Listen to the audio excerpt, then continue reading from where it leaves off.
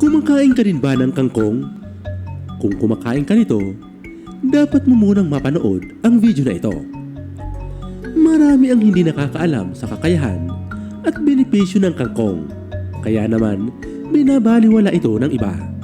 Dahil sa madalas lamang ito makita na tumutubo sa mga matutubig na lugar, gaya ng ilog, lawa, kanal, latian, o mga lugar na madalas na binabaha.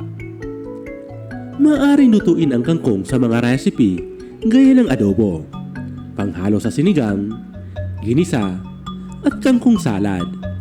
Ngunit alam mo ba na napakasustansya pala ng simpleng gulay na ito?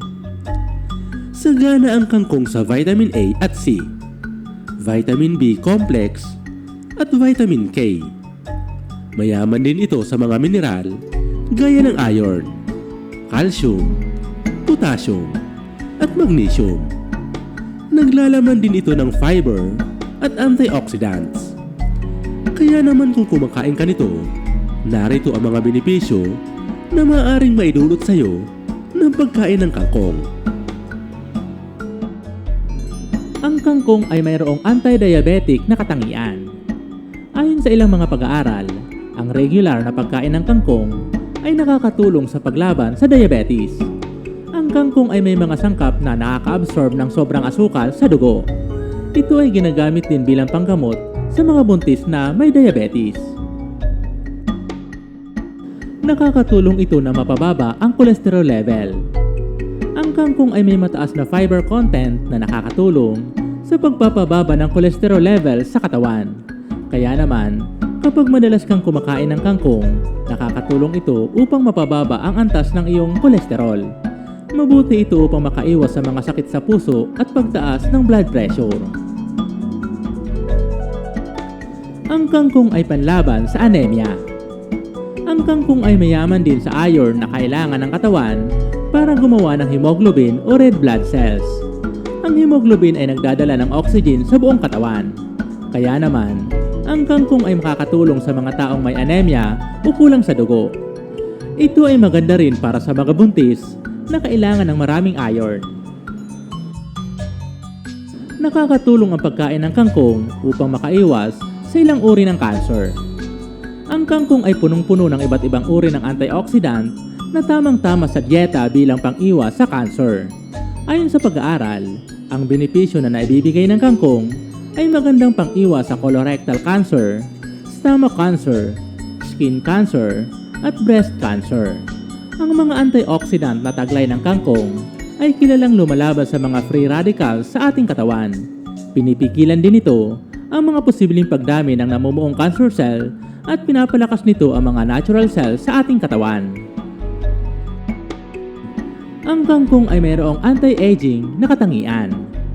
Dahil nga ang kangkong ay mayaman sa antioxidant na tumutulong labanan ang free radicals na sumisira ng mga healthy cells sa katawan, ito rin ang nagpapalakas sa ating balat at maging resistant sa sikat ng araw at nakakatulong upang makaiwas sa maagang pagtanda at pagkakaroon ng kulubot sa balat.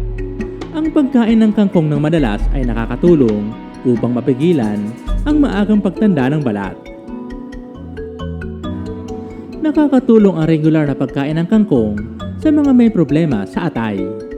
Ang kangkong ay may anti-inflammatory properties o kakayahang magpababa ng pamamaga o iritasyon. Ito ay makakatulong din sa mga taong may problema sa atay dahil nakakaalis ito ng toxins o lason mula sa katawan.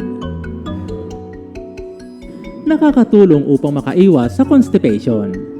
Ang fiber ay hindi lamang nakakababa ng kolesterol, kundi nakakatulong din sa regular na pagdumi. Ang kangkong ay mabisang panglunas sa mga taong may problema sa pagdumi o constipation. Maglaga lang ng kangkong at inumin ang tubig nito para maibsan ang constipation. Ang pagkain ng kangkong ay nakakatulong upang labanan ang intestinal parasites. Ang kangkong ay may anti-helminthic properties. Ibig sabihin nito, ito ay maaring pumatay o palabasin ang mga parasite sa bituka tulad ng roundworms at tapeworms. Ang mga parasite na ito ay maaring magdulot ng malubhang mga problema sa kalusugan tulad ng malnutrisyon, anemia at diarrhea. Ang pagkain ng kangkong ay maaaring makatulong na linisin ang bituka at mapanatili ang isang malusog na digestive system. Maganda ito sa mata. Ang kangkong ay may mataas na content ng carotenoids, vitamin A at lutein na importante sa kalusugan ng ating mga mata. Ito rin ay nagpapalakas ng glutathione levels na may importanteng ginagampanan sa pagpigil na magkaroon ng katarata. Nakakatulong ito sa pagpapababa ng presyon ng dugo. Ang kangkong ay maaaring kainin araw-araw upang makatulong sa pagpapababa ng presyon ng dugo. Ang kangkong ay may potassium na nakakapag-relax ng mga ugat at nakakatulong sa tuloy-tuloy na pagdaloy ng dugo. Ang kangkong ay maaaring gamitin bilang panlunas sa sugat at impeksyon sa balat. Ang kangkong ay maaaring durugin at ilagay sa sugat o impeksyon sa balat upang mapabilis ang paghilom at maiwasan ang impeksyon. Ito rin ay makakatulong sa pagpigil ng pagdurugo ng sugat. Maaari itong panlunas sa ubo at sipon. Ang kangkong ay maaaring pakuluan at inumin ang sabaw nito upang makatulong sa paglunas ng ubo at sipon. Ang kangkong ay may vitamin C na nakakapagpalakas ng immune system at makakatulong sa paglaban sa mga mikrobyo. Narito pa ang mga benepisyo ng pagkain ng kangkong. Ang kangkong ay epektibo din sa paglunas ng ulcer at iba pang kondisyon gaya ng pananakit ng ngipin, pagdurugo ng ilong, lagnat, menstrual pains at nahihirapang umihi. Ito rin ay nagpapalakas ng ating resistensya. Mayaman ang Pilipinas sa gulay na kangkong. Sa katunayan, isa ito sa pinakamurang gulay na mabibili sa pamilihan at maaari itong iluto sa iba't ibang kaparaanan at ihalo sa iba't ibang lutuin gaya ng sinigang, sinabawan o maging ginisa. Kaya naman ang kangkong, bagaman simpleng gulay, ito ay napakabuti sa kalusugan ng tao. Mahilig ka rin bang kumain ng gulay na ito? Ano ang masabi mo sa mga benepisyo ng kangkong?